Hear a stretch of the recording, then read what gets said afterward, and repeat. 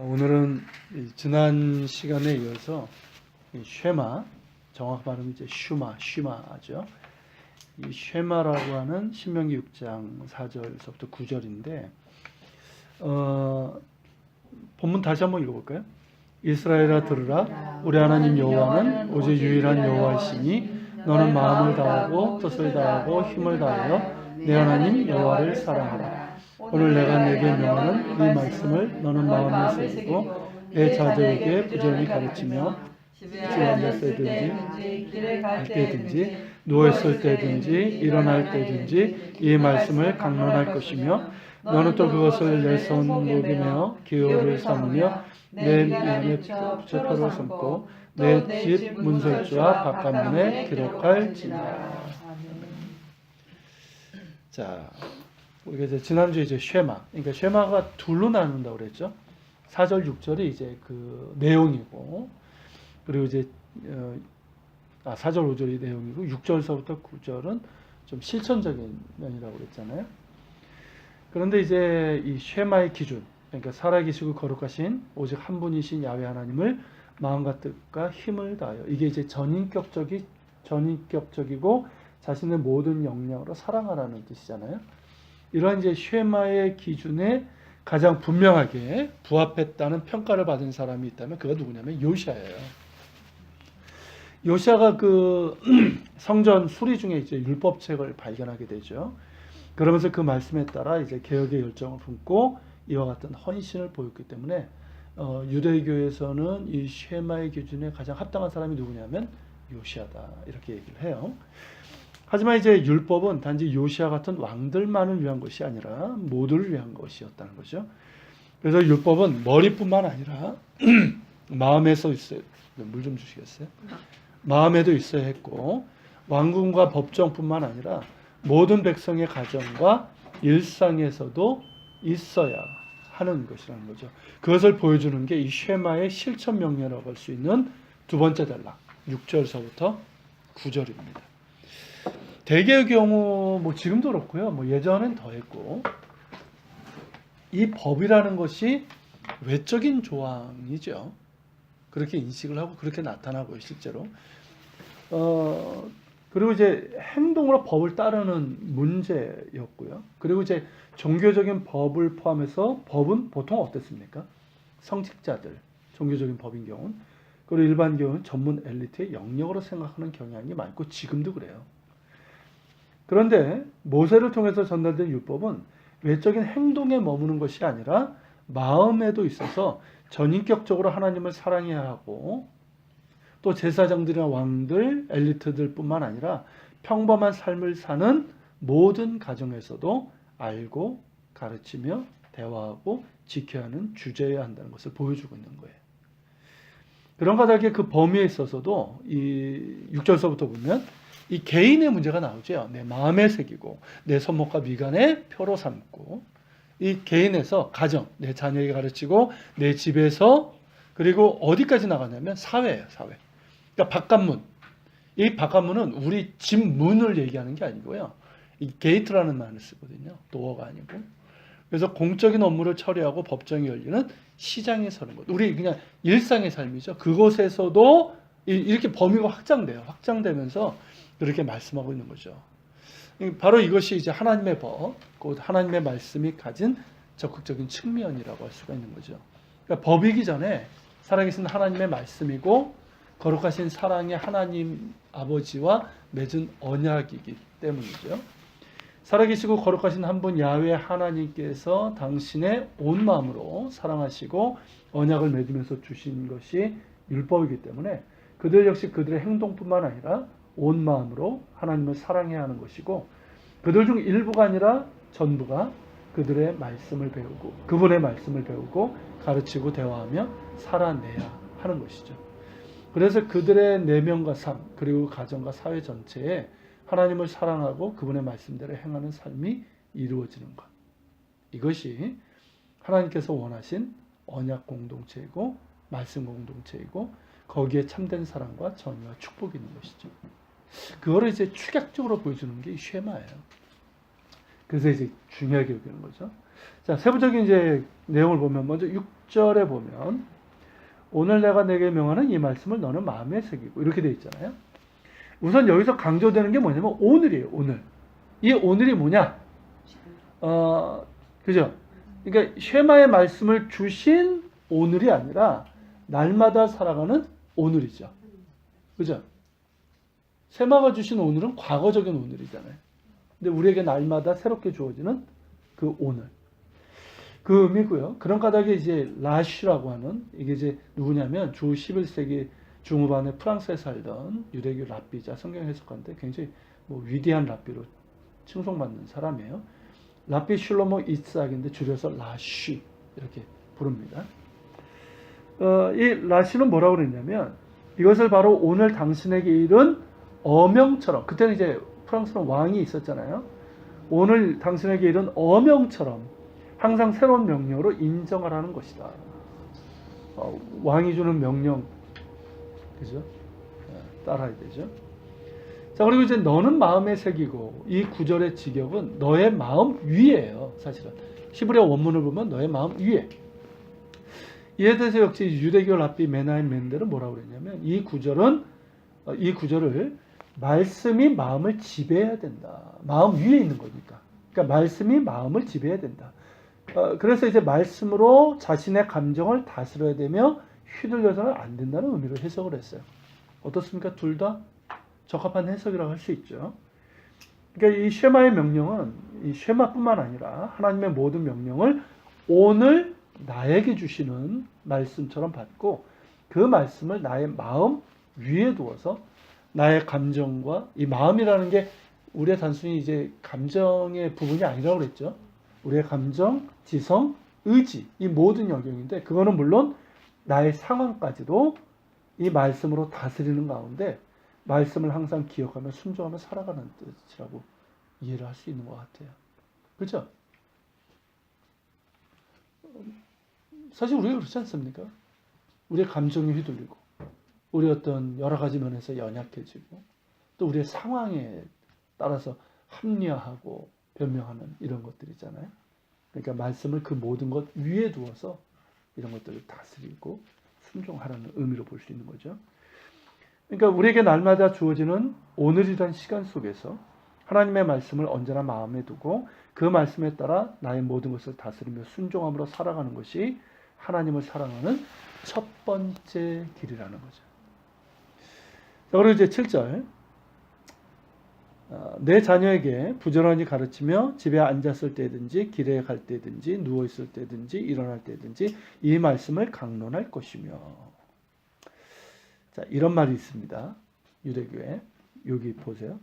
5살에는 성경을 읽고 10살에는 미슈나를 배우고 13살에는 계명을 준수하며 15살에는 탈무드를 공부하고 18살에는 결혼하고 20살에는 장사나 사업, 사회생활에 힘쓰고 30살에는 활력이 충만하여 40살에는 지성이 무르익고 50살에는 지혜를 베풀고 60살에는 노년으로 접어들며 70살에는 황혼에 이르고 80살에는 기력이 쇠하고 90살에는 허리가 휘고 100살에는 죽어서 세상을 떠난 것과 진배 없다. 이게 누가 한 말이냐면 주 3세기 초에 유명한 랍비예요. 랍비 예후다라는 사람이 한 말이에요. 그래서 이제 유대인들의 나이에 따른 삶의 모습을 보여주고 있는 거죠. 요즘 유대인들은 결혼이 늦어지고 있지만 그 정통파 유대 교인들이 있잖아요. 그 사람들은 20살 이전에 결혼해요. 지금도. 자, 어쨌든 여기서 이제 특징적인 게 뭐냐면 어린아이가 5살 때 성경을 읽기 시작해야 한다는 거죠. 그러니까 예수님 당시에는 대체로 아이가 3살 때쯤부터 가정학습이 시작된 것으로 그렇게 여겨져요. 어린아이가 받는 최초의 교육은 아무래도 어머니를 통한 거죠. 그러니까 어머니들이 기도해주고 성경 구절을 이렇게 읽어주고 들려주는 것, 이런 이제 기초 교육은 어머니를 통해서 이루어지지만 본문에서 보듯이 자녀의 초기 교육은 아버지가 담당하는 게 분명합니다. 여기서 단어들이 뭐냐면 내 자녀에게 가르치며, 그러니까 히브리어 단어에는 성이 있어요. 성, 남성, 여성. 이게 남성이에요. 가르치라 이게 남성이에요. 그러니까 아버지에게 해당되는 거예요. 그러니까 이 쉐마 역시 성경 저자가 그렇지만 아버지 역할을 굉장히 강조하고 있어요. 이 아버지의 역할이 굉장히 중요한 건 아시죠? 특히 믿음의 아버지의 역할은 굉장히 중요합니다. 자, 아버지, 그러니까 어머니도 물론이죠. 이 아버지와 어머니는 자녀에게 부지런히 쉐마를 비롯한 율법을 가르쳐야 되고 가정에서든지 밖에서든 이 말씀을 강론해야 합니다. 그래서 쉐마의 신앙이 자손되도록 전수되도록 해야 한다는 거예요. 자, 우리 성경에 이제 내 자녀에게 부지런히 가르치며라고 되어 있는데 여기서 사용된 단어가 뭐냐면 신한탐이에요. 근데 이게 이제 탐은 이제 그들에게 자녀들에게 이런 뜻이고요.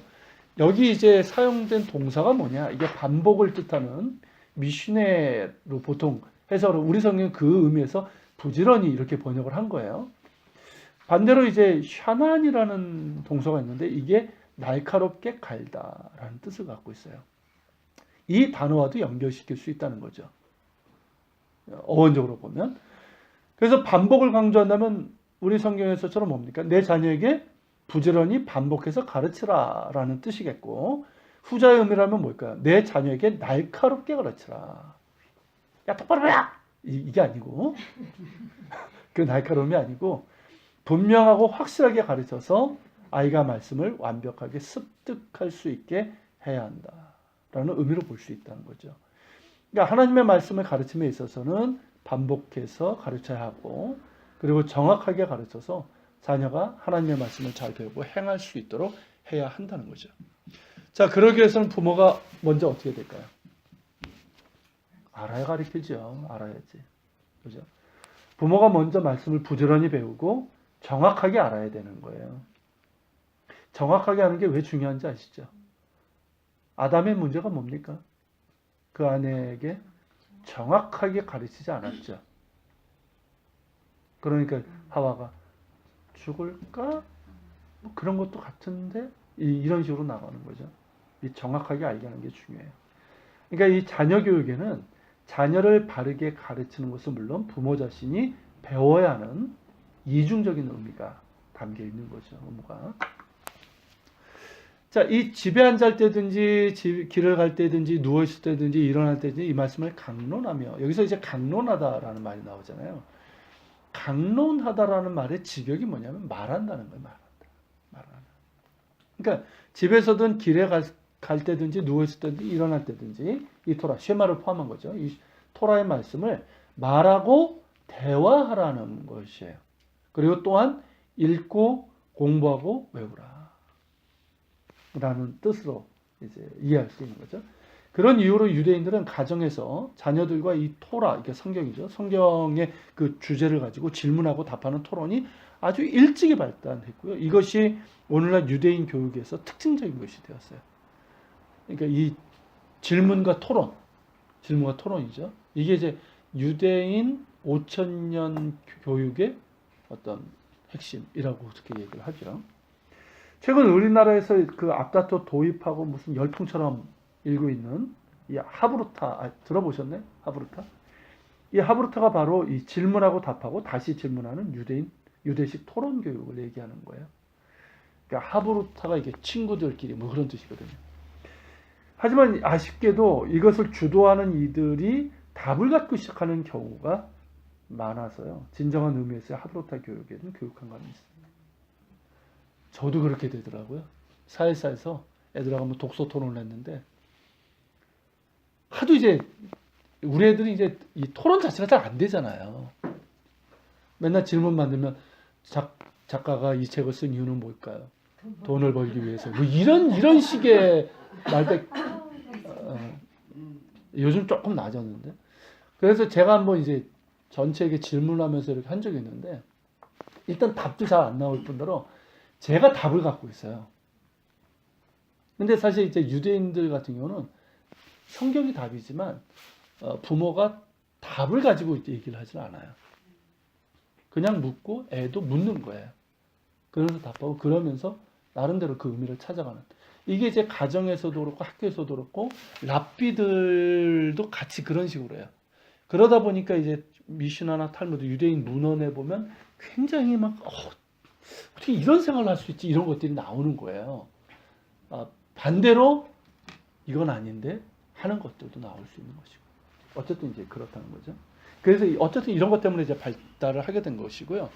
그리고 이제 유대교 문헌 중에는 아레스테아스의 편지라는 이제 문헌이 있는데 거기에 보면 요 구절 있잖아요. 강론할 것이며 이거를 주님은 또한 누웠을 때든지 일어날 때든지 하나님의 계례를 묵상해야 한다.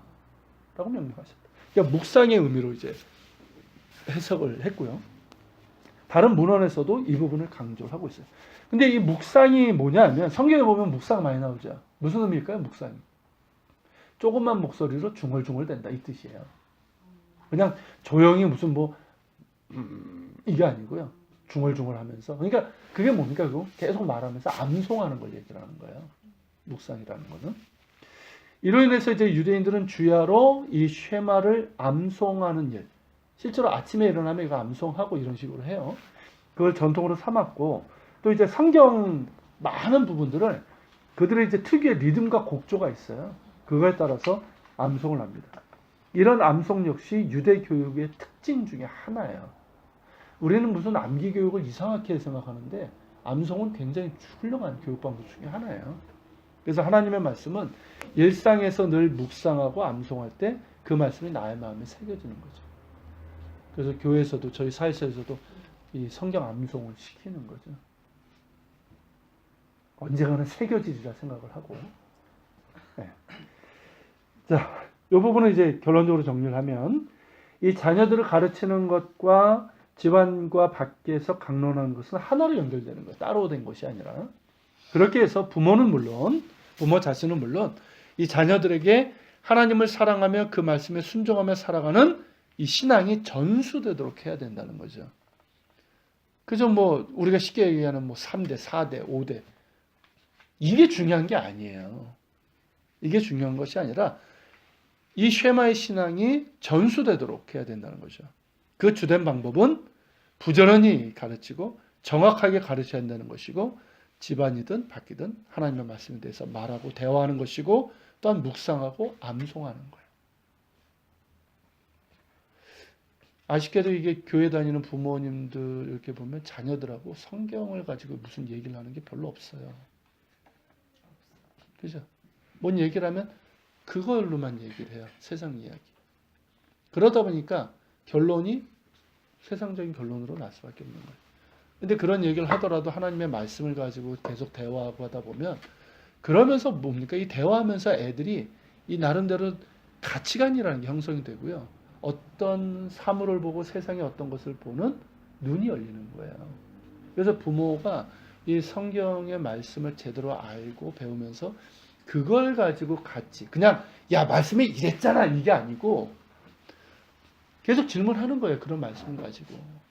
그게 참 필요한데 아쉽게도 이제 우리나라에서 이런 부분이 좀 여러 가지 면에서 좀 아쉽고 좀 부족한 면이 있다는 거죠. 어쨌든 이건 우리가 배울 부분이고요. 자, 그리고 이제 8, 9절입니다. 읽어볼까요? 너는 또 내 손목에며 기호를 삼으며 내 미간에 붙여 표로 삼고 또 내 집 문설주와 박하만에 기록할지니라. 예, 이게 이제 이 부분이 이제 지금 내용이 좀 많아요. 제가 이걸 하면서도 이건 너무 자세하게 너무 많이 넣은 게 아닌가. 그냥 넘어가는데. 쉽기도 하고. 읽고 넘어가잖아요. 근데 이제 무시하는 경향들이 많은데. 근데 이제 제가 그런 생각을 합니다. 아니 우리 수요 성경 강좌 아니면 이걸 이렇게 다룰 시간이 있겠나. 그리고 이제 이걸 통해서 제가 이제 얘기하고 싶은 게 있는 거예요. 그러니까 여러분들이 잘 보시면서 그림도 넣었으니까. 자, 여기서 나온 게 뭐냐면 두 가지가 있어요. 이 트필린. 영어식 발음은 이제 테필린이라고 하고 정확한 발음은 이제 트필린인데 이 트필린과 메주자라고 하는 거예요. 자, 이 트필린은 뭐냐면 내 손목에 메어 기호를 삼으며 내 미간에 붙여 표로 삼고 여기서 이제 나온 거라고 할 수 있어요. 오늘날 이제 유대교를 보면 이 트필린이라고 부르는 종교적인 도구가 있습니다. 여러분들이 먼저 사진을 한번 보실 필요가 있는데 몇 페이지냐면 6페이지. 6페이지 보면 그림 있죠? 이 그림이에요. 그러니까 위에 있는 이제 네모나 이제 가죽 박스, 이 가죽 상자예요. 가죽으로 만든. 거기에 있고요. 그리고 이제 가죽끈이 양쪽에 길게 있어서 이게 두 종류가 있어요. 팔에 매는 게 있고 이마에 매는 게 있는데 이제 이 그림이 이제 이걸 다 맨 유대인의 모습이에요. 그러면서 지금 토라 혹은 이 두께를 보니까 기도문 같기도 해요. 어쨌든 이런 모습인데, 파리를 경문가가 이거를 입나요? 근데 이제 이 숄로 이렇게 가리기 때문에 잘 안 보이죠. 근데 여기 이제 이분은 드러냈어요. 여기 톡 튀어나온 게 미간이라고 봐요? 아, 그거는 이제 좀 있다. 이게 이제 성경적이지 않다는 거예요, 문제는. 자, 일단 그 내용을 한번 볼게요. 자, 우리 성경에는 이게 뭘로 나오냐면 마태복음 23장 5절에 보면 개역개정에는 경문띠로 되어 있어요. 그리고 표준 세번역에는 경문곽이라고 되어 있어요. 이 경문곽이라고 되어 있는 게 뭐냐면 이걸 헬라어로 번역한 게 이제 뭐라고 해야 되나? 요만한 이 상자? 요만한 그런 의미를 갖고 있어요. 그래서 경문곽. 이 말에서 알 수 있듯이 경문이 뭡니까? 경이 이제 성경을 얘기하는 거잖아요. 그러니까 몇 개의 성경 구절이 기록된 양피지 두루마리. 이게 담겨 있어요. 그 안에. 그 박스 안에 네모난. 이 트빌리라는 이 단어의 뜻에 대해서는 이제 본래 의미는 뒤에서 제가 좀 다루도록 하겠고요. 후대 랍비들은 이 단어의 의미를 기도, 팔랄이라는 단어고요. 그리고 재판에서 증언을 뜻을 갖고 있는 이것과 연결됐다라고 말하고 있습니다. 그거는 그들의 해석이고요. 하지만 이 단어는 구약 성경에 나오지 않고요. 히브리어 성경 구절, 여기 이제 이들이 이제 트필린이라고 얘기하는 이 구절에 이 해당되는 단어가 뭐냐면 이 토타포트라는 단어인데요. 이 단어예요, 사실은. 근데 이 단어가 아람어 번역인 탈굼 온켈로스라는 게 있어요. 이 온켈로스는 이제 유대교로 이제 개종한 그 사람인데 히브리어 구약성을 아람어로 번역을 한 게 이제 탈굼이라고 불러요. 근데 그 중에서 가장 권위를 인정받는 게 이 온켈로스의 탈굼입니다. 어쨌든 이 사람이 이 단어를 아랍어로 번역하면서 트필린이라는 단어를 쓴 거예요. 그러면서 이게 이런 이름이 붙여진 거예요. 이해가 되십니까?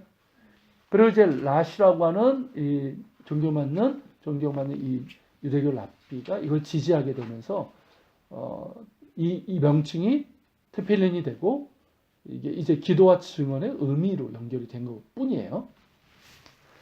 자, 근데 이제 람반, 어려운 용어들이 많이 나오는데 잘 이해를 하세요. 이 사람은 이제 그 주 13세기의 랍비 모세 벤 나흐만이라는 사람인데 이걸 유대인들은 이제 줄여가지고 불러요. 기니까 이름이 람반이라고 부르는데 이 사람은 이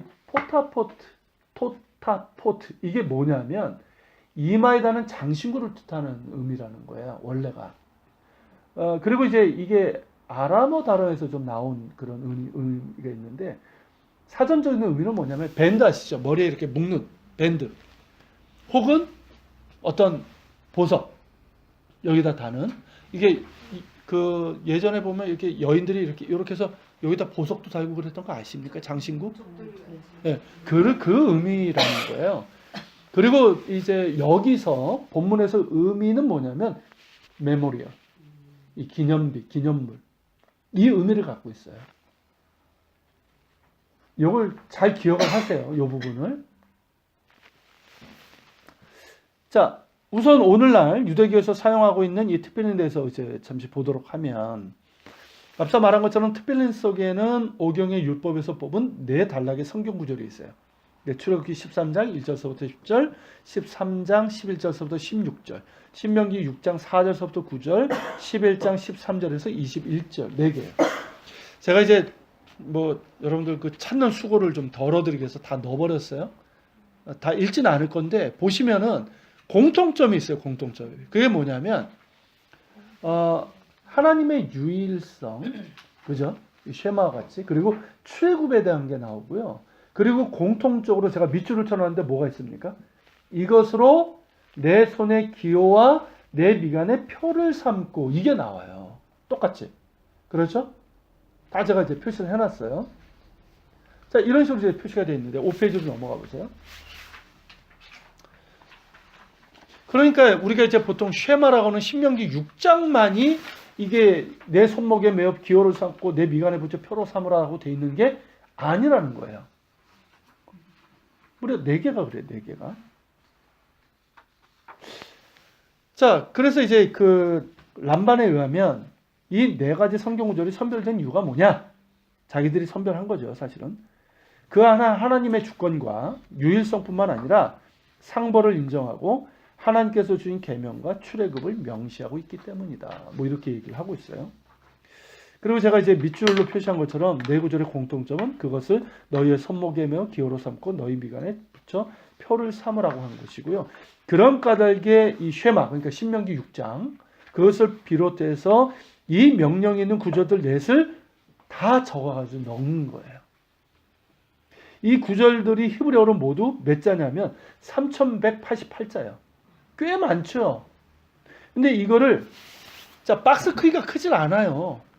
그리고 그 안에 이제 양피지, 작은 양피지를 써야 되는데 아주 깨알같이 작은 글씨로 써야 돼요. 그러니까 이걸 쓰는데 보통 10시간에서 15시간이 걸린답니다. 그리고 잉크도 아무 잉크나 쓰면 안 되고요. 이 코셔라는 게 있어요. 유대교의 정결법이죠. 이 코셔, 이 정결법에 의해서 그런 방법에 따라서 만들어진 것이어야 되고, 당연히 쓰는 사람도 아무나 쓰면 안 돼요. 그것을 쓸 수 있는 적합한 자격이 있어야 돼요. 지금도 이제 직접 사람이 쓰는 걸 선호하고요. 이걸 찍는 경우에도 기본적으로 그걸 쓴 사람이, 그리고 그거를 찍는 사람도 이제 유대교인이어야 되는 거예요. 어쨌든 그래서 이제 많은 경우 이제 랍비들이 쓰고요. 어느 랍비가 썼냐? 유명한 랍비가 쓰게 되면요, 가격이 꽤 비싸집니다. 이거 굉장히 비싸요. 최소 몇십만 원대요. 그래서 요즘은 좀 저렴하게 인조가죽도 나오고 있습니다만은. 자, 이 구절들을 이제 양피지에 쓰다가 이제 야훼 하나님의 이름이 나오면, 이제 여호와 그 이름 있잖아요. 나오면 그때마다 이 쓰는 사람은 나는 그 이름이 거룩히 여기심을 받도록 하기 위해서 이 글자를 씁니다라고 말을 해야 되고요. 그리고 보통 이제 야훼 하나님의 이름을 구성하는, 이게 이 모양을 보세요. 히브리어 글자. 이게 4글자잖아요. 영어로는 이제 YHWH라고 하는데, 이거를 이제 신성 사문자, 헬라로 이제 테트라그라마톤이라고 얘기를 해요. 이 전체가 아니라 약자, 요 2개 반복되는 모양이 있죠. 헤이라고 그러는데, 요렇게 하고 이렇게 약자 표시를 이렇게 찍어요. 헤이, 찍어요. 요렇게 하면 이제 하나님의 이름인 거예요. 함부로 다 쓰면 안 되니까. 그렇게 쓰는 경우가 많고요. 근데 실수로 이제 하나님의 이름을 쓰다가 잉크를 떨어뜨렸거나 글씨를 잘못 썼을 경우는 어떻게 될까요? 그동안 썼던 양피지 모두 태우고 다시 써야 됩니다. 이거는요, 성경 두루마리 쓸 때도 똑같았어요. 그러니까 이게 우리가 볼 때는 와, 지독하다 하지만, 그렇기 때문에 성경이 큰 오류가 없이 우리에게 지금까지 전달이 될 수 있었던 거예요. 1.1획도 변함이 없다는 게 거기서 나온 말이고요. 어쨌든 자, 다음 페이지로 가서, 자, 트필린의 가죽 상자의 크기는 대략 가로 세로 3cm 크기예요. 이 사진에서 보는 것처럼 그렇게 크지 않아요. 이것을 만드는 가죽 역시 어떨까요? 이 코셔, 그러니까 유대인 정결법에 해당되는 짐승 가죽이죠. 양, 염소, 황소 이런 거죠. 근데 이제 역시 이들도 이제 황소 가죽, 이게 제일 튼튼하니까 황소 가죽을 선호한다고 하고, 이게 가격이 비싸고요. 근래는 이제 말씀드린 것처럼 인조 가죽으로 되어 있는 것들이 많아요. 근데 이제 트필린은 2종류로 되어 있어요. 이 사진에서 보는 것처럼 이마에 붙이는 것이 있고 손목에 감는 것이 있는데, 이마에 감는 거는 이제 쉘로시, 영어로 하면 이제 of the head예요. 그러니까 머리의 것 이런 뜻이죠. 그리고 이제 손목에 하면 이제 쉘 야드, 핸드인데 이 두 가지로 되어 있고요. 둘 다 이제 가죽 상자 양쪽으로 가죽끈이 있어서 그것으로 이제 이마나 팔에 감아 매달 수 있도록 되어 있어요. 자, 이마용 이 트필린의 경우는 가죽 상자 안에 칸막이가 있어서 4개 공간으로 나눠져 있어요. 자, 이 4개의 성경 구절이 들어간다고 그랬죠? 그거를 이제 다 적은 그 양피지를 똘똘똘 이렇게 말아가지고요. 4개 성경 구절에다 막 넣는 것이 아니라 순서대로 왼쪽에서 오른쪽으로 이렇게 넣어야 되는 거예요. 반면에 이 손목용 이 트필린은 4개 성경 구절을 양피지 하나에다 적어요. 하나에다가. 4 조각이 아니라 하나에 적고 이를 한 상자에다가 담습니다. 그러니까 칸막이가 없다는 뜻이에요. 그 이유가 뭐냐면 이것도 전혀 성경하고 상관없는 겁니다. 손목용 이 트필린은 그것은 명한 9절 8절에서 이게 이제 내 손목에 매어 표를 삼고라고 그랬잖아요. 이게 이제 히브리어로 이제 오트라고 하는데 영어로 하면 사인이고요. 이게 단수예요. 그리고 이제 이마에 매어 뭐 표를 삼고 이렇게 돼 있잖아요. 그거는 이제 앞에서 본 것처럼 포타포트인데 이게 이제 복수이거니와 라시에 의하면 이게 네슬림이 한다. 뭐 그렇게 해석을 했어요. 그래서 이제 4등분해서 4개를 넣고 하나는 한 장에다 하나에다 써가지고 집어넣는다는 얘기예요. 자, 뭐 제가 많이 줄인 거예요. 더 많은 법이 있는데, 자 어쨌든 자 트필린을 착용할 때는 위에 이제 착용하는 모습을 잘 보세요. 그림을. 먼저 이제 손목용 이 트필린은 트필린을 먼저 두르게 돼요. 이것을 두른 후에 이마용 이 트필린을 착용해야 됩니다. 이 손목이 먼저예요. 그러니까 하지만 풀 때는 반대로 이마용 트필린을 먼저 풀고 그 위에 손목용 트필린을 풀게 됩니다. 손목용 트필린은 일반적으로 왼쪽 팔에 이제 두르게 되는데요. 오른손잡이는 오른손에 두르게 돼 있어요. 왼손잡이는 오른손에. 왜냐하면 감아야 되니까. 별거 뭐 특별한 거 없어요. 그리고 손가락이 끼울 수 있도록 작은 이 고리가 부착되어 있어요. 이 중지합니다, 보통. 그래서 중지에다가 이 고리를 끼운 다음에 길게 이렇게 잡아 당겨요. 그런 다음에 이거를 매듭을 한번 하고 그 다음에 이 팔에다가 7번. 7번은 완선수죠. 완선수. 7번 이렇게 감고요. 그리고 이제 마지막 한 가닥의 끈을 요 손바닥에다가 이렇게 하게 되는, 그 밑에다 설명을 해놨네요. 어쨌든 7번 이제 감는데요. 신약 시대는 어떤지 모르지만 오늘날 유대인들이 이제 출신지에 따라서 둘이에요. 이스라엘이 이제 독립이 됐잖아요. 그러니까 이 유럽 출신 유대인들을 아시케나짐 유대인이라고 하고요. 이 북아프리카나 중동 출신들을 스파라딤 유대인이라고 그러는데 감는 방향이 틀려요. 그러니까 한쪽은 이렇게 감고 한쪽은 이렇게 감아요. 어쨌든 뭐 관습방의 차이고요. 자, 어쨌든 이제 한쪽 끈을 팔에 감은 후에 다른 하나의 가죽끈은 이 중지 손가락에 3바퀴를 감고요. 그리고 남은 부분은 손바닥에 감아가지고, 손바닥 보세요. 손바닥 모양. 손바닥에 감아서 우리가 어떻게 보면 W 비슷하게 돼 있죠. 그죠? 이게 이제 히브리어 철자 중에 쉰자 모양이에요. 쉰. W처럼 생겼죠. 이제 유대교에서는 이것이 이제 뭐 전능하신 하나님으로부터는 샤다이를 뜻한다고 하는데, 제가 보기에는 쉐마의 첫 글자인 바로 쉰이 아닐까. 어디까지나 제 생각이죠. 자, 이마에 베는 이제 트필린은 우선 이제 가죽 상자를 이마의 정 가운데에, 그러니까 이 미간을 이걸로 해석을 한 거예요. 그래서 이마 정 가운데다 자리 잡은 후에 양쪽 이 가죽끈으로 뒤로 묶는데, 요 매듭 보세요. 매듭 모양. 이게요, 제가 이 생략은 했는데 이게 이 신비적인 의미를 갖고 있어요. 이게 성경적인 의미가 아니에요, 사실은. 어쨌든 이런 식으로 해요. 자, 유대교 이제 성경 해석가들은 트필린에 대한 명령이 하나님의 종을 식별하는 상징과 같은 계명이라고 말하는데, 이건 어느 정도 맞아요. 자, 예를 들어서 왕의 신복이 제복과 휘장을 두르면 어떻습니까? 그죠? 뭐 신화 복이 있잖아요. 어떤 휘장이 있고 그걸 두르면 일반인과 구별될 뿐만 아니라 신하로서의 의무를 항상 생각하게 되죠. 이것처럼 유대인들도 이 특필린을 통해서 이방 민족과 구별되고 이걸 딱 하시면 딱 구별이 되잖아요. 실제로 이 예수님 시대 때는요, 바리새인들은 하루 종일 이거 하고 다녔어요. 1년 내내. 안식일이나 몇 개만 빼고. 그러니까 딱 구별이 되고 또 무엇을 해야 하는지를 생각하게 된다는 거죠. 그렇게 이제 특필리는 유대인들의 그 할례, 그 찌찌트라는 게 있어요. 찌찌. 이렇게 이제 여러분들이 이스라엘 가게 되면 정통파 유대인들이 이게 옷 밖으로 이렇게 술 있죠. 이렇게 매듭 있는. 이게 이렇게 나와 있는 게 있어요. 그게 이제 찌찌시라고 하는 거예요. 그게 율법 613개를 뜻하는 의미가 있거든요. 이거는 성경적인 의미가 있어요.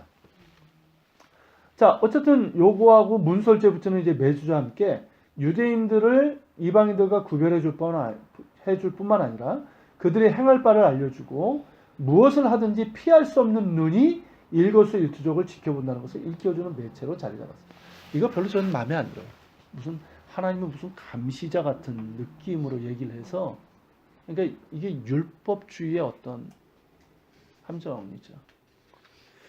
그러니까 우리가 하나님 앞에서 호람대오하고 하나님인 이런 식으로 해석하는 거는 좀 다른 의미잖아요. 자, 예수님 당시에는 이 바리새인들은 1년 내내 특별린을 걸쳤지만 안식일과 절기에는 착용하지 않았어요. 왜냐하면 안식일과 절기들은 그 자체로 기호이고 표이기 때문이다. 근데 이제 오늘날에는 이제 많이 완화가 돼가지고요. 뭐 하루 종일 1년 내내 메고 다니는 사람은 없어요. 주로 이제 아침 기도 때 두르거나 아니면 기도할 때 그리고 이제 성인식을 치른 13살 이상의 남자들의 하나입니다. 그런데 최근 주로 이제 미국에서 그 유대인들 중에서 이 리폼드가 있어요. 리폼드 주의식. 이게 개혁파 유대교인데 이 개혁파 유대교인들 중에 여성들 있죠. 여성들도 이거를 하는 사람들이 있어요. 그러니까 너무 이제 유대교의 관습이 남성 중심적이다. 왜 우리는 못하냐? 그래서 이제 통곡의병 방문하면 칸막 좀 치워라 얘기도 하고요. 여자들은 이제 보통 그 통곡에서 기도하고 뒤로 나올 때 등지면 안 돼요. 남자들은 그냥 등지고 가는데 뒷걸음을 해서. 근데 이제 똑같이 그렇게 하고 이거 딱 특별린 딱 하고 그렇게 이제 기도하는 여자들도 여성 유대인들도 있습니다. 어쨌든 그렇고요. 자, 이 특필리는 하나님의 말씀이 들어있는 성물로 다루기 때문에 이것을 두른 사람은 항상 말과 행실에 조심해야 한다는 거죠. 세상 이야기를 하거나 남의 이야기를 해서도 안 되고 뛰어다니거나 해서도 안 되죠. 이걸 하고 오락을 해서도 안 되고 그리고 화장실에 갈 때도 투플린을 풀고 가야 되고 바닥에 떨어뜨렸을 경우에는 하루 종일 금식을 하거나 자선을 행해야 하는 처벌도 있어요. 그러니까 어떤 면에서는 긍정적인 의미도 있어요. 없는 거 아니에요. 근데 이제 이게 문제는 뭐냐면 성경에 대한 잘못된 해석에서 나왔다는 게 문제라는 거죠. 자, 매주자 한번 볼게요. 좀 이해가 되십니까? 조금 좀 자세하고 좀 어려운 내용일 수도 있고 처음 보시는 거일 수 있기 때문에. 자, 이 매주자는 이제 또 내 집 문설주와 바깥문에 기록할지라 여기서 이제 나온 거예요. 우리 성경에 이제 문설주라고 번역된 히브리어 단어가 매주자예요. 매주자는 문설주란 뜻이에요, 원래가. 문설주. 그러니까 본문에는 이제 내 집 문설주에 기록하라고 되어 있잖아요. 문설주에. 근데 이거를 유대교 랍비들은 두루마리에 기록해야 된다라고 가르쳤어요. 그래서 일반적으로 매주자라고 할 때는 매주자 두루마리를 말하고요. 그 두루마리가 들어있는 기다란 상자를 통상적으로 매주자라고 합니다. 여러분 다음 페이지에 그림이 있어요. 다음 페이지 8페이지에 보면 그림 있죠? 요게 이제 매주자예요. 요 안에 성경 구절이 성경 말씀이 이제 두루마리로 해서 들어가 있는 거예요. 자, 다시 7페이지로 가서 자, 매주자에는 어떤 성경 본문이 있냐면 이 신명기 6장 4절부터 9절 쉐마죠. 이거하고 11장 13절 21절 요 두 개예요. 왜냐하면 여기에만 내 집 문설주와 바깥문에 기록할지라 이게 있거든요. 이 두 개인데 요거를 작고 네모난 양피지에 22줄로 기록을 하게 되어 있어요. 그것도 이유가 있는데 제가 뺐고요. 세로로 둥글게 말아가지고 이렇게 길게 이렇게 말아가지고 요 기다란 상자에 넣습니다. 근데 이거는 이제 크기가 7페이지예요. 네. 크기가 정해진 것이 아니고요. 통상적으로 어떠냐면 사람의 손바닥 정도, 요것보다 요 정도 되거나 이것보다 작은 경우도 많고요. 그 정도 크기고요. 근데 이제 벤구리온 공항, 이제 이스라엘 공항이나 통고베이 입구에는 이 다만한 메주자가 떡하니 걸려 있기도 해요. 네. 자, 메주자는 이제 현관 문설주는 물론 화장실을 제한 각 방문 오른편에 붙이는데요. 위에서부터 이제 3분의 1 혹은 10cm 정도 아래 안쪽으로 약간 비스듬히 붙이기도 하고요. 그냥 수직으로 붙이기도 해요. 자, 그러면서 이제 유대인들은 어떠냐면 집을 오갈 때 메주자의 손을 대어 입을 맞추는 게 관례입니다. 학교도 그래요. 학교 교실에도 이게 딱 붙어 있어가지고 제가 이제 공부를 하게 되면 저희는 그냥 들어가잖아요. 근데 유대인들은 거기 메주자가 있으면 딱 이럽니다. 딱 손을 대고 그 다음에 입을 맞춰요. 나갈 때도 이제 그러고. 이제 그 의미를 이제 이렇게 부여를 했어요. 이제 집에 들어갈 때는 이제 구별된 곳을 밟는다는 뜻으로 메주자의 손을 대고 나갈 때는 하나님께 바쳐진 집이 주님의 보호를 받게 해달라는 의미로 손을 대어 입을 맞춘다. 이렇게 해석을 합니다. 그리고 이것도 이제 해석인데요. 메주자는 사람의 재산, 집이죠. 가장 중요한 재산이니까 이 집이 하나님께 있음을 상징함으로 주신 이에게 감사할 것을 요구한다는 거죠. 메주자는 집에 드나들 때마다 나의 집의 모든 것이 하나님께 속했고 세상 만물이 그분의 소유물로 감사하며 자신의 부를 자랑해서는 안 된다는 것을 깨닫는 목적이 있다는 거죠. 이건 긍정적인 의미가 있죠. 그러니까 이 둘 다 긍정적인 의미가 있어요. 근데 이제 성경적인 부분에서 좀 벗어난 부분들이 많다는 거죠. 자, 계속 보면 이 탈무드나 랍비 문헌을 보면 메주자의 거룩한 말씀이 이 부분이에요. 집과 거주자를 악으로부터 보호한다는 기록이 많아요. 그러니까 이 메주자를 어떤 말씀과 연관이 있냐면 시편 121편 8절인데 뭐라고 되어 있습니까? 여호와께서 너의 출입을 지금부터 영원까지 지키시로다. 이 말씀과 연결시키면서 메주자가 그런 효염이 있다 이 뜻이에요. 반대로 이제 랍비들 가운데는 그런 생각을 비판하면서 메주자 자체에 힘이 있는 게 아니라 메주자의 규정이 하나님의 뜻이고 이를 행하는 데에 상급이 따르는 것이다 이렇게 말하기도 했어요. 자, 이제 본격적인 이제 이게 왜 성경적으로 문제가 있는지를 보면요. 그렇다면 이렇게 이제 트필린을 만들어 착용하고 메주자를 만들어 문설주에 묻힌 것은 언제부터였을까? 우리는 이제 언뜻 모세 때부터 그런 걸로 생각을 하는데요. 그렇지 않아요. 정확하지 않지만 대체로 포로 귀환 후, 바벨론 포로 이후로 그렇게 보고 있는 거예요. 그러니까 쉐마의 말씀 등이 주어진 때로부터 꽤 오랫동안 이 트필린이나 메주자라는 물건을 만들어서 착용하거나 부착하지는 않았다는 거죠. 이해가 되시죠? 그러니까 이거는 어떤 상징적인 의미, 어떤 영적인 의미, 어떤 그런 걸로 이제 받아들였다는 거예요. 하지만 이제 예수님 당시에는, 예수님 이전에 이제 생겼는데, 당시에는 바리새파들, 그리고 그들을 따르는 유대인 가정에는 어디나 메주자가 있었어요. 그리고 이제 바리새인들은 안식일과 절기를 제외하고는 거의 1년 내내 트필린을 착용을 했습니다. 자, 유대교 출신의 개신교 신학자이자 목회자인 알프레드 에더스하임이라는 분이 있어요. 이 사람이 원래 유대인인데 이제 기독교인 목사님이 된 분이에요. 근데 이분이 이제 그 책, 이게 이제 번역도 됐어요. 그 유대인 스케치라는 책이 있습니다. 거기에서 뭐라고 얘기를 하냐면 트필린과 이 메주자는 모두 영적인 의미를 지닌 하나님의 명령을 문자적으로 잘못 이해하고 적용한 데서 유래된 것이다 라고 얘기를 하고 있고요. 그리고 거기에는 이교 신앙의 미신적인 관습이 스며들어 있다라고 지적을 하고 있습니다. 이거는 이제 그 유대교 랍비, 이게 미국계 유대인이에요. 미국계 유대인 랍비인데 이스라엘 드라진이라는 분이 있어요. 이분이 이제 그 웹사이트도 이제 운영을 하고 있는데 제가 이제 그것을 이제 보면서 이제 좀 발제를 좀 했는데 비슷한 평가를 내리고 있어요. 이 트필린과 메주자에 대해서 본래 그것을 만들라는 요구사항이 아니라는 거죠. 이 신명기에 나오는 것이 만들라는 요구사항이 아니었다는 거예요. 이 해당되는 이 출애굽기나 신명기 9절에는 일단 트필이라는 단어가 없다고 그랬죠. 구약성경에 안 나오는 단어예요. 이건. 이게 없거니와 이런 것들은 만들라고 하지도 않았다는 거죠. 출애굽기 13장 9절에 그 의미는 뭐냐면 이 의미라는 거예요. 이것이 내 손에 표시, 사인이 되게 하고 내 눈 사이에 기념이 되게 하라. 이 뜻이라는 거예요.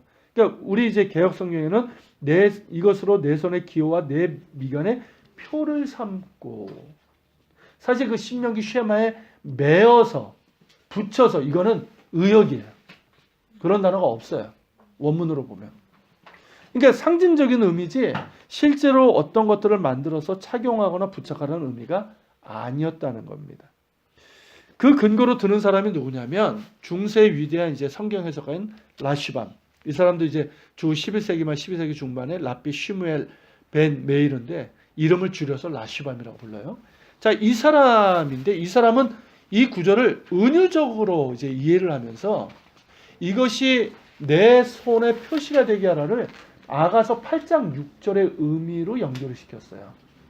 자, 아가서 8장 6절이 어떻게 되어 있습니까? 너는 나를 도장같이 마음에 두고 도장같이 팔에 두라. 이 의미라는 거죠. 이것과 연결시켰어요. 또한 내 눈 사이에 이게 이제 사랑하는 여인에 대한 얘기잖아요. 이 도장이라는 것이 중세 고대 그 이스라엘에서는 우리는 도장을 그냥 이런 거 갖고 다니잖아요. 예전에 어땠습니까? 목걸이로 만들든가 아니면 요 반지처럼 해가지고 만들면서 왜냐하면 이게 나의 어떤 신분, 나의 어떤 맹세 이런 걸 상징하기 때문에 굉장히 중요한 거예요. 그런 것처럼 나를 도장같이 사랑하는 나를 도장같이 품고 도장같이 팔에 두라 이렇게 얘기를 하고 있는 거죠. 그런 의미다 이게 이렇게 이제 해석을 한 것이고요. 또한 이제 내 눈 사이에 기념이 되게 하라는 말은 사람들이 이제 장식을 하기 위해서 이마에 두르는 보석이나 앞에서는 다뤘죠. 이 금사슬처럼 여기다 이제 이렇게 매는 이렇게 여자들이 이렇게 장식이 있어요. 그런 것처럼 이 쉐마 말씀을 귀하게 여겨야 된다. 이 의미라는 거죠. 이런 이제 라시밤의 이해를 근거로 이 랍비 이스라엘 드라즈는 내 손에 표시가 되게 하라는 것은 뭐냐?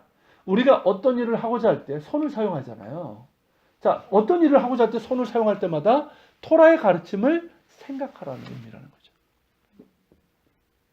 이게 맞잖아요. 그죠? 그리고 내 눈 사이에 기념이 되게 하라는 것은 우리가 무엇을 볼 때마다 원래 의미는 이마가 아니란 말이에요. 말 그대로 내 눈 사이, 미간이잖아요. 미간이잖아요. 그러니까 이게 무슨 뜻입니까? 내가 무엇을 볼 때마다, 뭔가를 볼 때마다, 그리고 보면서 우리가 생각하잖아요. 생각할 때마다 토라의 가르침을 생각하고 기억하라는 것을 의미하는 것이다. 이렇게 제안을 하고 있어요. 이게 맞죠. 그리고 결정적으로 예후다 코온이라는 역시 유대인이에요. 유대인 학자인데 이분의 이제 논문에서도 보면 이 테필린과 이제 고대 세계에 대한 이 논문을 좀 썼는데 성경에 이제 그 복잡한 것들을. 근데 이제 가장 초기의 테필린이 쿰란에서 발견이 됐거든요. 에세네파 예수님 당시에 있었던 이 테필린과 메주자가 만들어진 것은 유대인들이 헬라인들과 접촉하면서 시작된 거라는 거죠. 그러니까 훨씬 이전 시대, 구약 시대는 나온 이 테필린이 발견된 게 없어요. 그러니까 이건 후대 것이라는 거죠. 그러면서 언제냐? 유대인들이 헬라인들과 접촉하면서부터 시작된 거다. 자, 이 헬라 제국 아시죠? 알렉산더가 이제 동방을 점령하면서 헬라 제국이 이스라엘 땅을 지배를 하게 되는데 그러면서 이제 그게 로마로 바뀌게 되잖아요. 이제 그때 헬라인들은 이 부적을 몸에 지니고 있었단 말이죠. 이 부적이 이제 우리 동양의 부적이 아니고요. 어떤 이제 물건이에요. 근데 이제 그게 어떤 의미냐면 악마로부터 보호하고 질병을 치료하기 위해서 몸에 착용하는 그런 부적이에요. 그 부적의 영향을 받은 것이라는 주장입니다. 그 근거 중에 하나가 뭐냐면 구약 외경의 마카비 2서에 나와요. 이것도 제가 확인을 좀 했는데요. 실제로 읽어봤는데 거기 보면 그래요. 이 헬라 제국에 대해서 이제 그 무장 봉기를 한 사람들이거든요. 이 마카비 전쟁이. 근데 거기에 이제 보면은 유대인 군인들이 이제 죽고 그들을 이제 시체를 수습하러 갔는데 그들의 몸에 뭐가 있었냐면 유대의 어떤 부적이 아니라 이방인들 거든. 그러니까 헬라 사람들의 부적을 착용한 거예요. 죄다. 그래서 이제 그것 때문에 이들이 전쟁 중에 죽었다. 이런 말이 나와요. 이런 정황으로 보면 유대인들이 자신들을 보호해줄 부적과 같은 것을 원했다는 거죠. 그러면서 이제 성경은 부적을 금하잖아요, 당연히. 그러니까 이제 헬라 것은 취하지 못하겠고, 그러다 보니까 이 신명기에 나오는 이 부분을 이제 차용하기 시작했다는 거죠. 그래서 오늘날 이 트필린이라고 부르는 것을 만들어 착용하는 것으로 되었다는 거예요.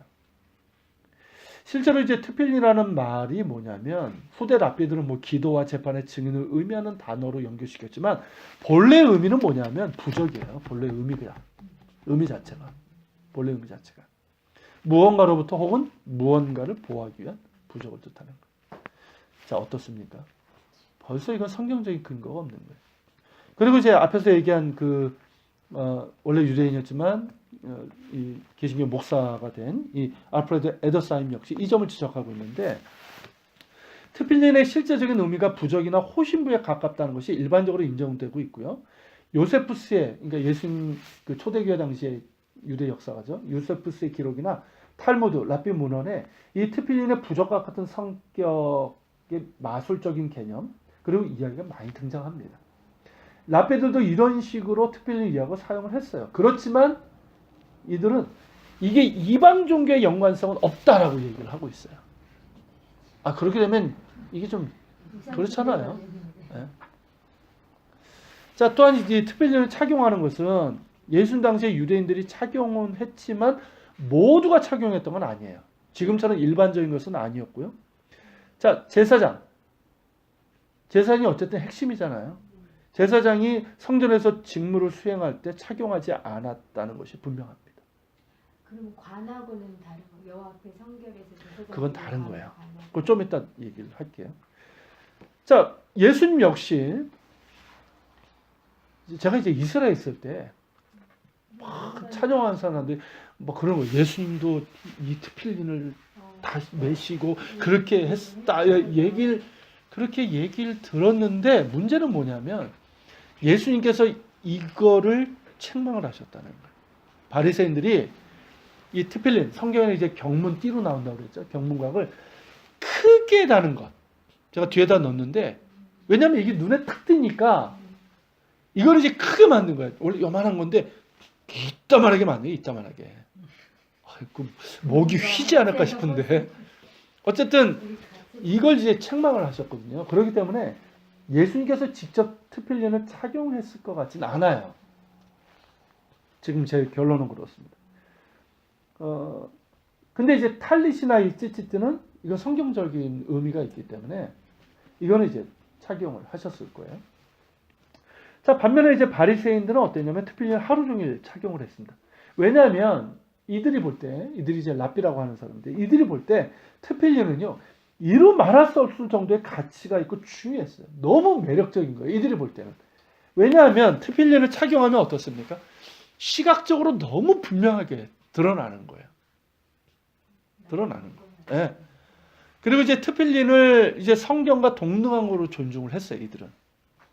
성경 말씀이 있으니까. 그렇기 때문에 안식일에 화재가 발생해도요. 만약에 회당에 불이 났다. 토라 두루마리는 무조건 끄내요. 그건 안식일을 범하는 게 아니에요. 역시 트필린도 마찬가지. 반드시 건져내야 한다고 그렇게 얘기를 했어요.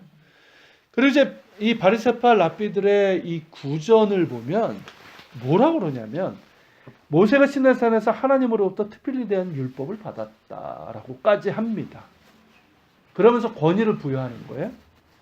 그리고 이제 대제사장이 이마에 매는 이 금패 있잖아요. 뭐라고 써 있습니까? 여호와께 성결 써 있잖아요. 그게 있잖아요.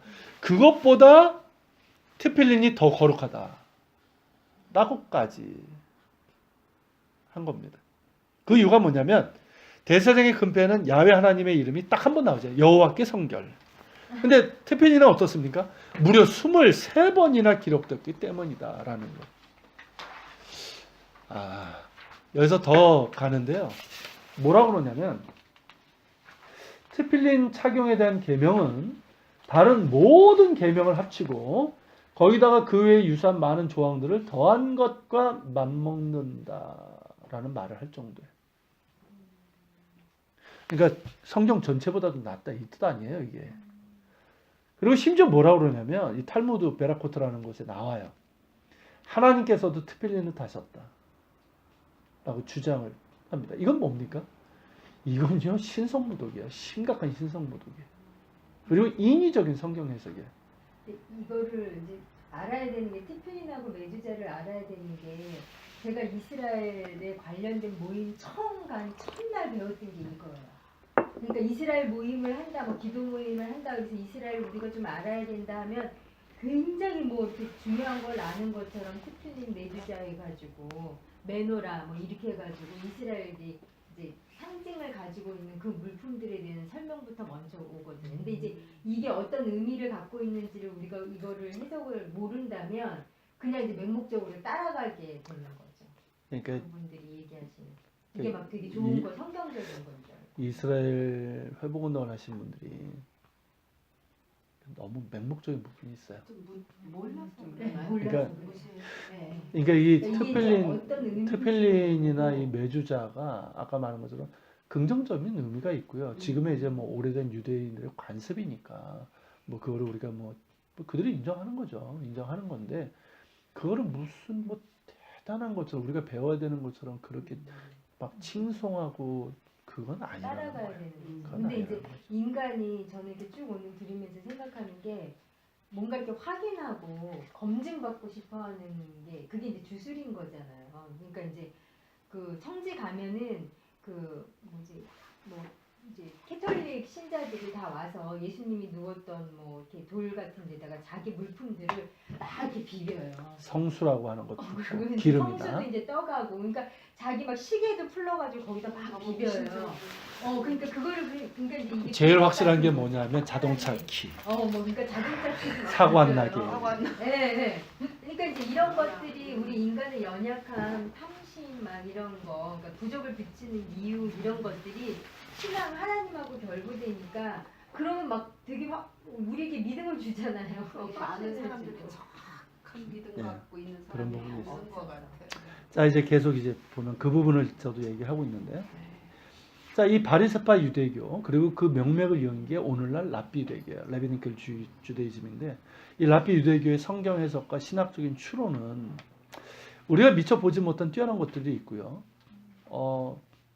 참 나름 유익한 것들이 있어요. 그래가지고 이제 저도 보고 세계적으로 이 탈무드라는 책이 그렇게 인기가 있는 거죠. 하지만 인간의 해석을 성경의 가르침보다 우위에 놓음으로써 성경의 본래 의미를 왜곡하거나 변형되는 경우도 많다는 것을 잊어서는 안 돼요.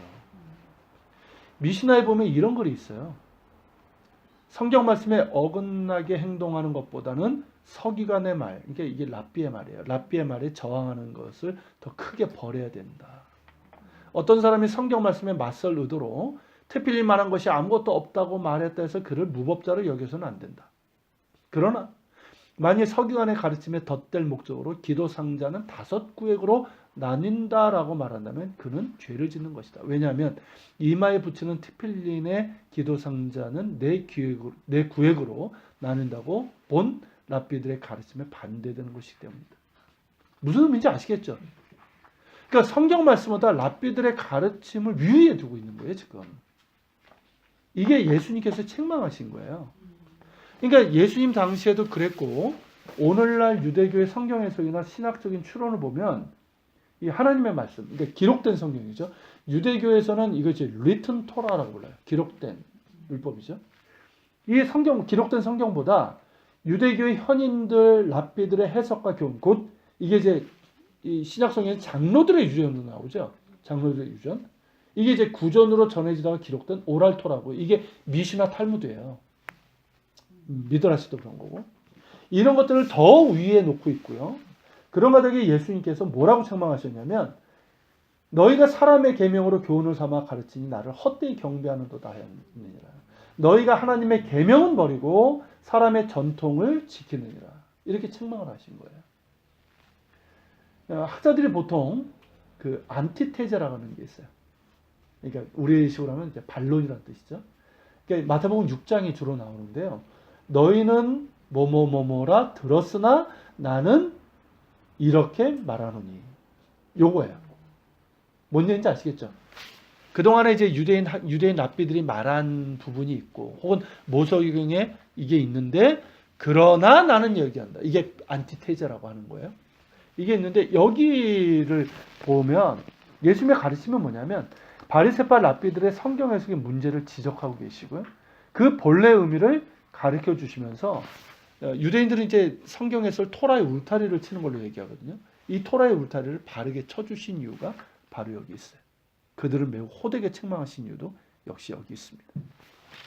자, 매주자 역시요. 이 트필린과 비슷한데, 내 집 문설주와 바깥문에 기록할지니라라고 했지, 무언가를 만들어서 거기에 부착하라는 의미가 아니었다는 거죠. 이 역시 은유적인 의미라는 거예요. 그런데 이제 매주자가 만들어진 것은 뭐하고 연결되냐면 6월절 마지막 재앙 있죠. 애굽에서의 마지막 재앙. 그 재앙에서 어린 양의 피를 문설주에 바르잖아요. 그러면서 죽음의 재앙이 넘어간 것과 연결되면서 이게 후대 만들어진 거예요. 그러니까 재앙으로부터 보호하기 위한 목적에서 만들어졌다는 거죠. 그래서 이제 매주자의 효력을 뭐하고 연결시키는 거예요? 6월절 어린 양의 피와 연결시키는 거죠. 그리고 이제 미시나보다 오래된 이제 메킬타라고 하는 유대교 문헌에도 이게 나오는데, 거기에 보면 뭐라고 되냐면, 매주자는 6월절 어린 양의 피와 같은 효력이 있다. 그리고 이 매주자에 들어있는 이 두루마리에는 주님의 이름이, 하나님의 이름이 10번이나 언급되기 때문에 효력이 있다라고 얘기를 하는 거예요. 그리고 여기에서부터 뭐가 연결되냐면, 조금 어렵습니까? 괜찮으신가요? 그러니까 용어들이 다 처음 찔려서 듣는 잘 안 거죠? 들리실 것 같아요. 다시 한번 읽어보세요. 녹음도 들어보시고. 그리고 여기에서부터 이제 카발라라는 게 있어요. 카발라가 뭐냐면 유대교 신비주의예요.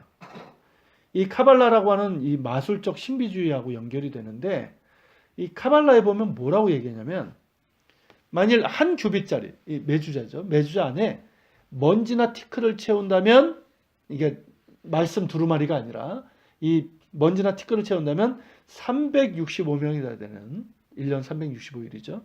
이런 365명이나 되는 악마, 그것도 종류가 아니라 등급에서 차이가 나는 악마가 몰려들 것이라는 식으로 주장을 하는, 이게 현재의 미신으로 이어지는. 그러니까 여기에다가 이 두루마리를 넣어야 된다는 거예요. 이런 미신으로 이어지고 있다는 점도 우리가 주목해야 될 부분이라는 거죠. 물론 이제 모든 유대인들이 이런 이제 미신적인 신비주의를 따르는 것은 아니지만, 매주자를 집을 지켜주고 복을 가져다주는 힘이 있는 어떤 것으로 여기는 것은 어느 정도 맞는 것 같아요. 유대인들을 보면. 자, 어찌 보면 이것은 어떻습니까? 인간의 공통적인 모습이라 할 수 있죠. 많은 문화권에서 어떻습니까? 악마로부터 자신의 집을 지키기 위한 아이템, 부적, 입춘대길 뭐 이런 것도 붙이고, 뭐 우리는 뭐 부적 같은 거 막 탁탁 붙이잖아요. 집안에도 막 붙이고, 어떤 형상, 그림, 어떤 물건, 이런 것들을 집 현관이나 방에 설치하는 걸 우리가 볼 수가 있단 말이죠. 그리고 초기의 유대인들이 자신들의 안전을 위해서 출입문에 소금을 뿌렸어요. 소금이라는 게 그런, 왜 그럴까요? 뭐 소금이 소금이 이제 정하게 하는 게 있으니까. 그리고 이제 지금 많은 유대인들이 어떠냐면, 이 매주자 목걸이가 있어요. 우리가 이제 기독교인들이 십자가 목걸이를 하죠. 사실 이 십자가 목걸이를 이제 비판하는 분들이 있어요. 그냥 이제 여인들의 어떤 액세서리 차원이 아니라, 마치 십자가 자체에 무슨 효력 있는 것처럼. 마치 예전에 드라큘라 영화에 보면 십자가 딱 하잖아요. 나중에 그러다가 딱 이러니까 믿음도 없는 것이 딱 이렇게 치우는. 그러니까 그런 식으로 지금 이제 유대인들 가운데서도 매주자 목걸이를 해서 마치 이것이 자신을 보호해주고 어떤 복을 가진 그런 미신적인 행태로 나오고 있다는 거죠. 그러니까 이 역시 뭐냐면 매주자가 만들어지고 사람들이 매주자의 입을 맞추는 것에 대해서 초기 랍비들이 이걸 비판을 했어요. 이건 이방인들이 하는 관습이다. 그러니까 가능성 있는 주장인 거죠. 또한 랍비들은 뭐라고 가르쳤냐면 이게 좀 심각해져요.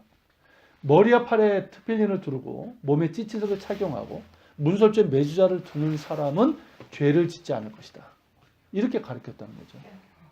그러니까 늘 하나님과 토라의 가르침을 생각하게 되니 그렇게 될 것이라는 의미예요. 그러니까 하나님의 말씀을 기억하는 것까지는 맞아. 근데 그렇다고 해서 죄를 짓지 않게 될까요? 사람이 그렇습니까? 누구 말대로 수도원에 혼자 있어도요, 죄를 짓는 게 사람이에요. 그러니까 이 시편 34편 7절에 보면 여호와의 천사가 주를 경외하는 줄로 그를 진치고 그들을 건져 신었다. 이 말씀을 인용을 하면서 이 특별히 착용하고 집에 문설주에 매주자를 두는 그런 사람은 주의 천사가 범죄해서 그를 구원하시리라. 천사가 보호하는 역할을 하지만 이건 아니죠. 이 역시 어떻습니까? 인위적인 잘못된 성경 해석이고요. 특별히나 매주자 자체에 어떤 신적 힘이 있다고 믿는 미신적인 요소들이에요. 물론 순수하고 경건한 목적으로 특별히를 착용하고 기도하고 또 매주 역시 그런 의미로 받아들이는 유대인들이 많은 것도 사실입니다. 왜냐하면 저도 예수님을 믿는 유대인 신자들이 있잖아요. 저희 욕바교에서 그 신자들이 있었고 사역자들. 제가 선물 받은 게 매주자예요. 물론 특별히까지는 못 받았어요. 그게 좀 비싸서. 그래서 못 받았는데 어쨌든 그러니까 이런 사람들이 많지만 문제는 뭐냐면 이런 것들이 오랜 세월에 걸쳐서 스며들어 있다는 거죠. 이제 결론적인 부분입니다. 자, 지금은 이제 유대인들의 오랜 문화이자 종교적인 관습이 되기 때문에 그것을 비판하는 것은 별 의미가 없는 것 같아요. 우리가 그것을 가지고 뭐라고 얘기할 건 아니에요. 하지만 특별히나 매주자가 마치 대단하고 차원이 높은 것인 양 찬양하고 흠모하는 일도 없어야 합니다. 이거 주의해야 돼요. 성경에는 없는 물건을 우리가 만들어 착용하고 부착할 이유도 없어요. 하지만 그 의미는 우리가 잘 분별하여 배워야 되고 기억하여 삶으로 나타내야 됩니다. 앞선 특별린과 매주자의 비성경적 내용을 지적한 랍비 이스라엘 드라지는 이 특별린과 매주자에 들어있는 이 쉐마와 신명기 11장 13절부터 21절의 말씀은 이게 뭐냐면 우리의 마음을 다해서 곧 우리의 전인격적으로 하나님을 사랑하는 명령에서 시작하고 있잖아요. 이게 쉐마잖아요. 내 마음을 다하고 뜻을 다하고 힘을 다하여 하나님을 사랑하라.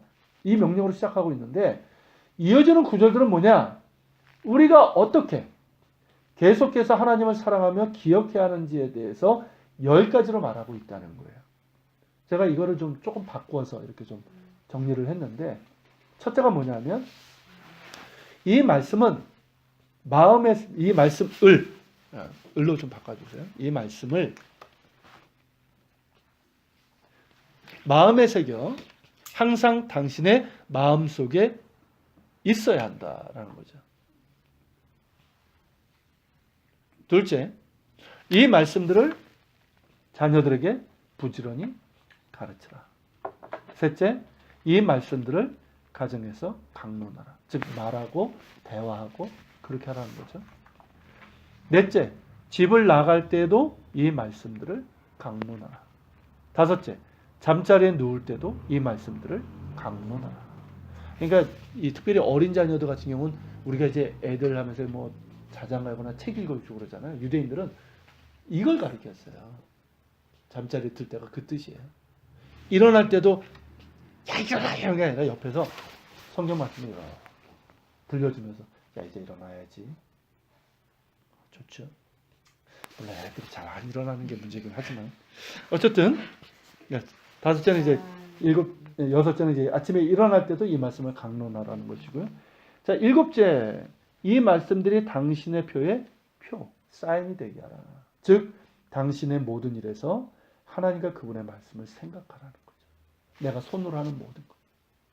가정에서 손으로 하는 가사의 일이든 밖에서 일을 하든 내가 어떤 글을 쓰든 내가 어떤 비즈니스를 하든 그죠? 내가 손으로 하는 모든 일 속에서 하나님과 그분의 말씀을 생각하라. 살라는 거죠. 그리고 여덟째, 이 말씀들이 당신의 눈 사이에 기념물로 두라. 이 말씀들을 당신의 눈 사이에서 기념물로 두라. 즉 당신이 무언가를 볼 때마다 이 말씀들을 생각하고 기억하며 살아. 기념물이라는 게 그거잖아요. 그걸 볼 때마다 생각하고 기억하게 하는 거잖아요. 아홉째, 이 말씀들을 당신 집 문설주에 쓰라. 즉 당신이 집과 방에 들어오고 나갈 때마다 하나님에 대해서 생각하라. 열 번째, 당신의 바깥문에서도 그리하라. 이 바깥문은 이게 어떤 의미냐면 당신이 사는 도시, 지역이 있잖아요. 거기를 이제 드나들 때도 하나님과 그분의 말씀들을 기억하라. 이거예요. 그러니까 차라리 매주자 달고 특필린다는 그러니까 말이에요. 이게 매주자와 이 특필린을 하는 게 사람한테는 더 쉬울 수 있는 거예요. 쉽죠. 그리고 눈에 보이는 어떤 거라고 생각을 하고, 근데 이게 함정이에요. 그리고 하나님의 명령을 축소시키는 그런 성격이 되어버리는 거예요. 제가 이제 조금 살을 붙이긴 했지만 매우 적합한 해석이고요. 쉐마의 실천적인 내용입니다. 실제로 이러한 내면과 삶에 있어서 한 분이신 하나님과 그분의 말씀을 기억하며 살아감이 없다면 아무리 크고 화려한 특별린을 하고 금으로 장식된 매주자를 부착했다고 해도 그건 경건이 아니라 뭡니까? 자신의 그냥 종교적인 의, 선함을 과시하는 외식일 뿐이고 한낱 미신적인 부적에 불과할 뿐이죠. 예수님께서도 당시 바리새인들이 이런 모습 때문에 책망하신 거예요. 그게 이제 마태복음 23장 1절부터 7절이요. 같이 읽어볼까요? 이에 예수께서 무리와 제자들에게 말씀하여 이르시되 서기관들과 바리새인들이 모세의 자리에 앉았으니 그러므로 무엇이든지 그들이 말하는 바는 행하고 지키되 그들이 하는 행위는 본받지 말라. 그들은 말만 하고 행하지 아니하며 또 무거운 짐을 묶어 사람의 어깨에 지우되 자기는 이것을 한 손가락도 움직이려 하지 아니하며 그들의 모든 행위를 사람에게 보이고자 하나니 곧 경문띠, 표준사본적인 경문곽이라고 되어 있죠. 특필린이에요. 자, 경문띠를 넓게 하며 옷수를 길게 하고 잔치의 윗자리와 회당의 높은 자리와 시장에서 문안받는 것과 사람에게 랍비라 칭찬받는 것을 좋아합니다. 이해가 되시죠?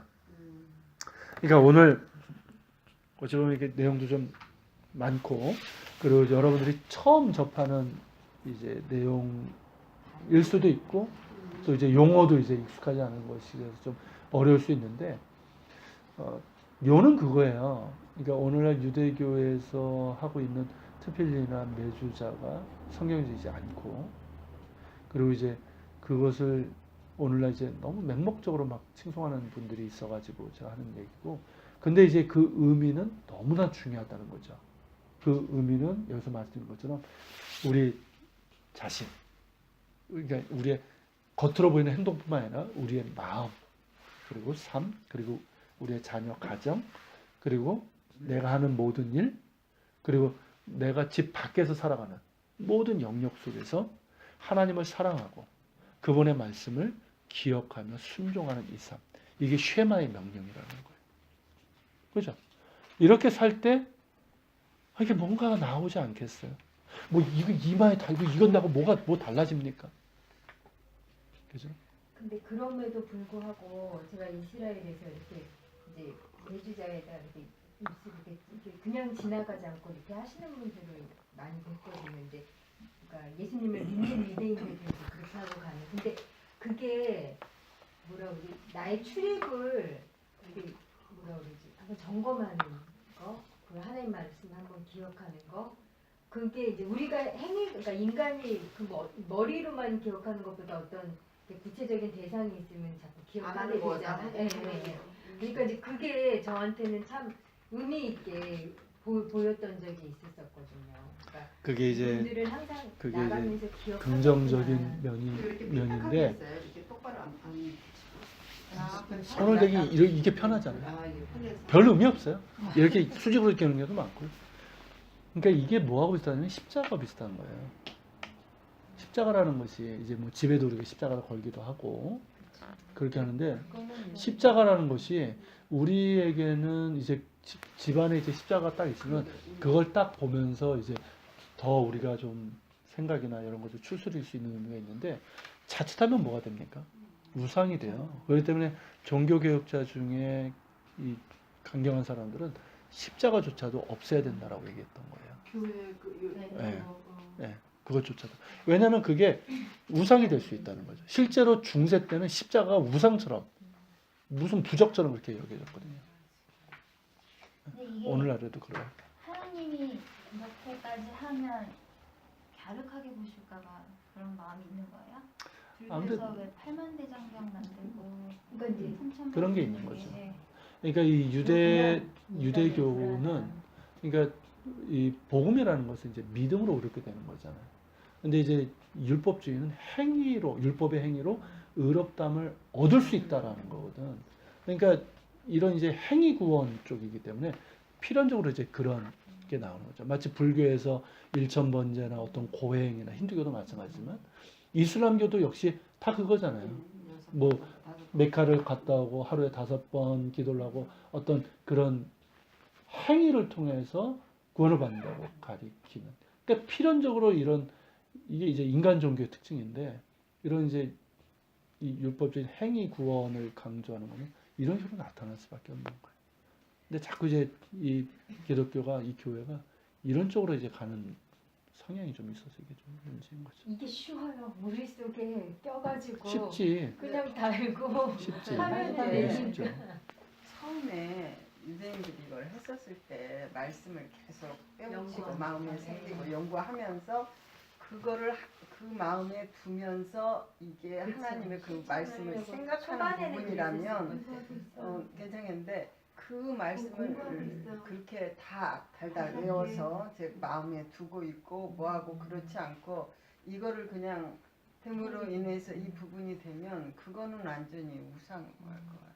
그러니까 기도원이 승전한 다음에 그 귀걸이 떼가지고 에봇을 에봇을 했는데 이제 그게 음란. 예. 그렇게 되는 거죠.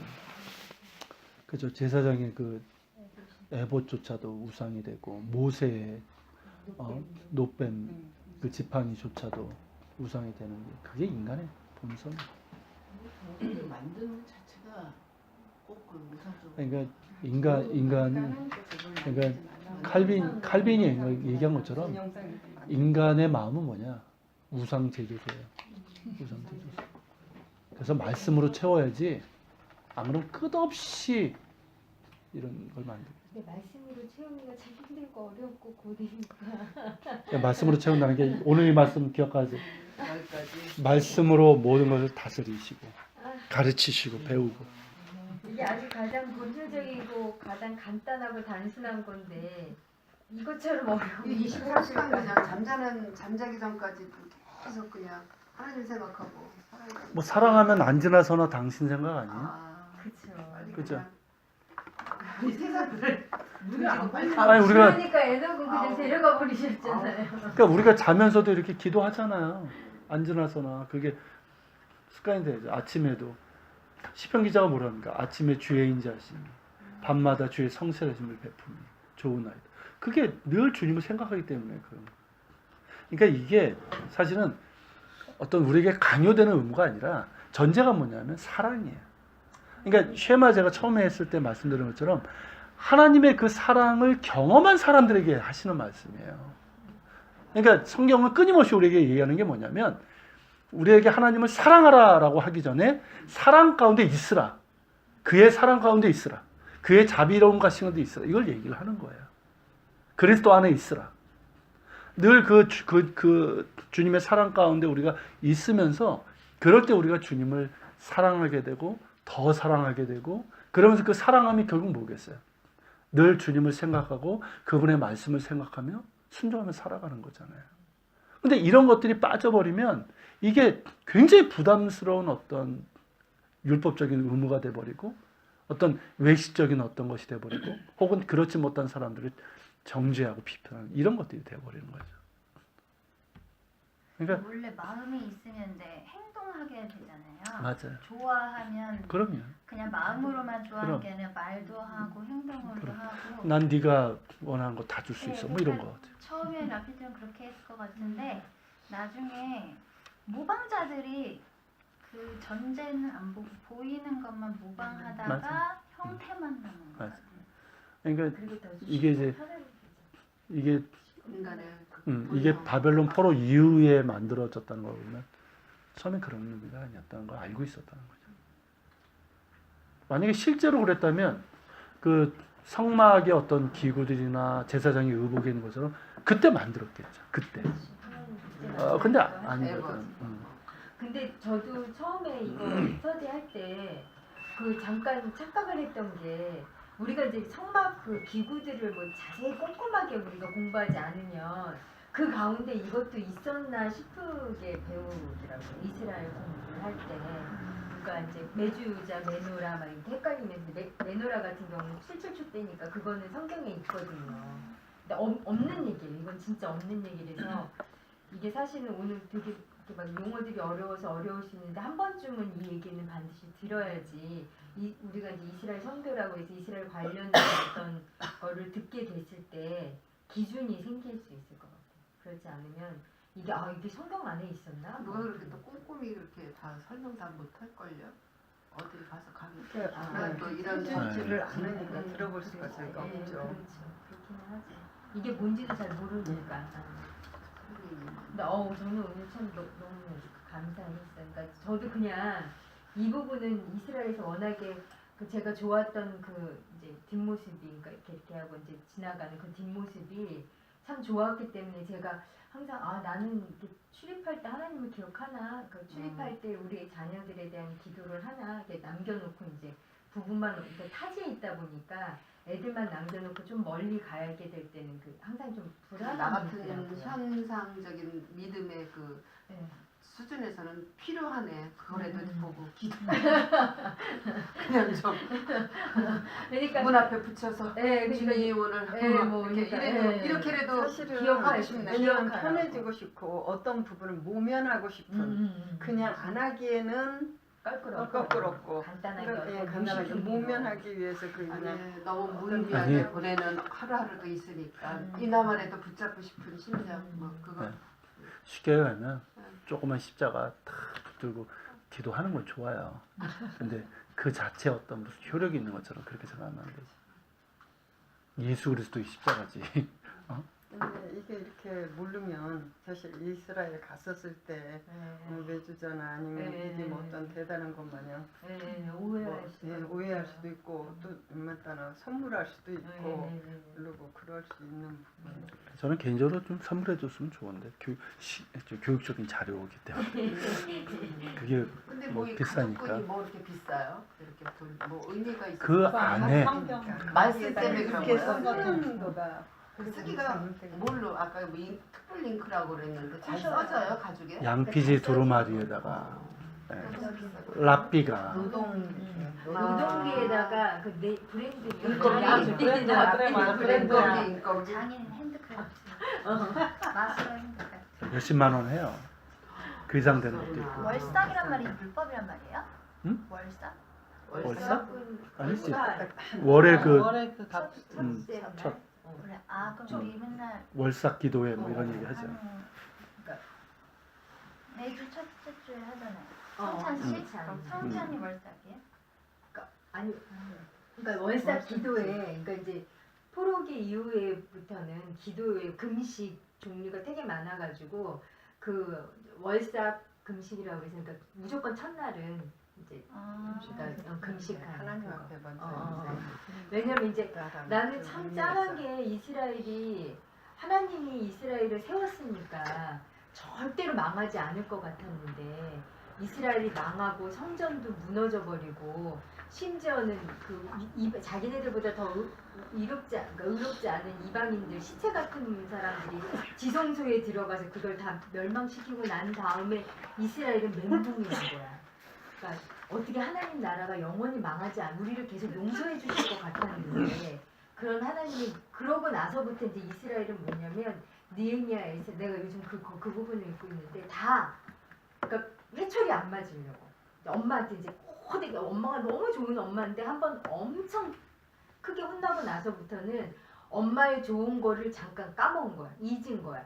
그리고 이제 이 엄마의 그 엄함이 내 상상했던 거 이상이 되니까 이제부터는 그 두려움이 여호와를 사랑하는 경외함이 아니라 회초리에 대한 두려움으로 돼서 계속 이 회초리를 안 맞기 위한 방법들을 생각해내고 하다 보니까 자꾸 행위적으로 엄마랑 관계 속에서 깊은 속에서 엄마의 생각을 이해해서 내가 엄마와 같은 방향으로 가는 그 삶을 관계를 만드는 게 아니라 어떻게 하면 이 회초리로부터 모면하고 옛날에 그 엄마랑 좋았던 그 관계를 회복을 할까 내 행위로 이게 이제 너무 짠한 거. 그러니까 어떤 행위를 그러니까 예수 그리스도 오기 전까지 모든 선지서나 에스라 느헤미야나 모든 사람들이 다 짠한 거예요.